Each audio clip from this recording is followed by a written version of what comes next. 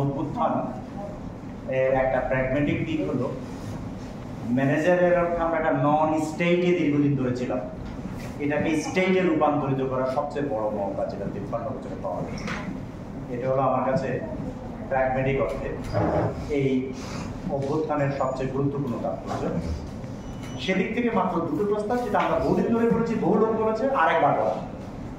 একটা হলো এই যে এই স্টেট মেকানিজমকে যদি লাইনে তুলতে হয় দীর্ঘমেয়াদে, তাহলে আমাদেরকে অনবরত কথা বলতে হবে যে আমরা আসলে কোনো শিক্ষা ব্যবস্থার মধ্যে নাই।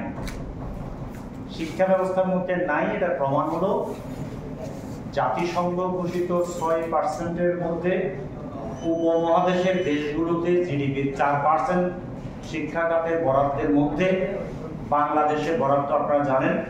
আওয়ামী লীগ যখন ক্ষমতা নেয় 15 বছর আগে তখন ছিল 2.25, এখন আছে 2.25।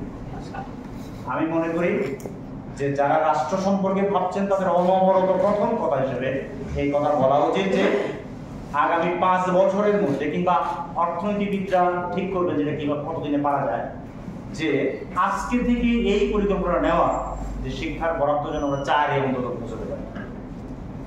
এটা মধ্যপ্রাচ্যে যারা শ্রমিক যাবে তাদের শিক্ষা থেকে শুরু করে, গার্মেন্টস শ্রমিকদের শিক্ষা থেকে শুরু করে, রিক্সা চালকদের শিক্ষা পর্যন্ত বিস্তৃত।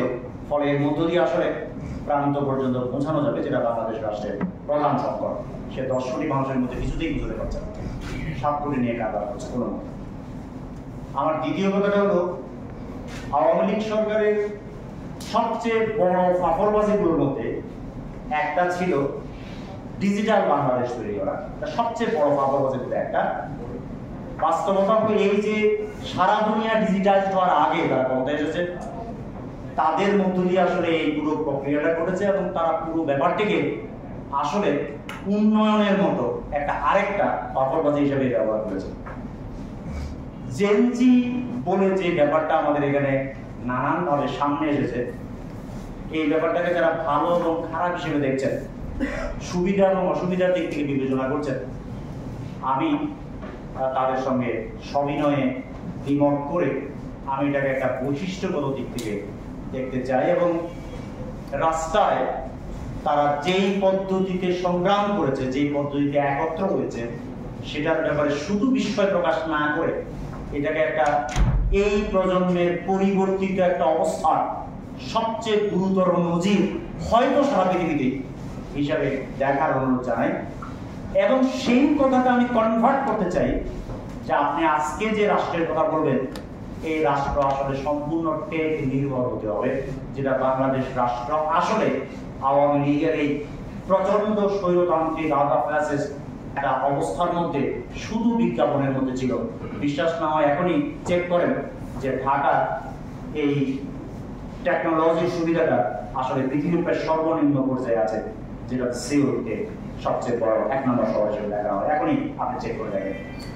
ফলে এই যে কমপ্লিটলি, আমি জানি না এখন যারা সরকার চালায় কিংবা আগে যারা সরকার চালায় তাদের বয়স অনুপাতে, অভিজ্ঞতা অনুপাতে, যেহেতু ব্যাপারটা গত 10-15 বছরের, ফলে এই ব্যাপারটা কতটা মাথায় আছে, কিন্তু অনেক কম খরচে একটা পরিউদ্দেশ্যে অনেক দ্রুত উন্নতি করার জন্য আসলে এই পদ্ধতিটাই সবচেয়ে সুইটেবল পদ্ধতি।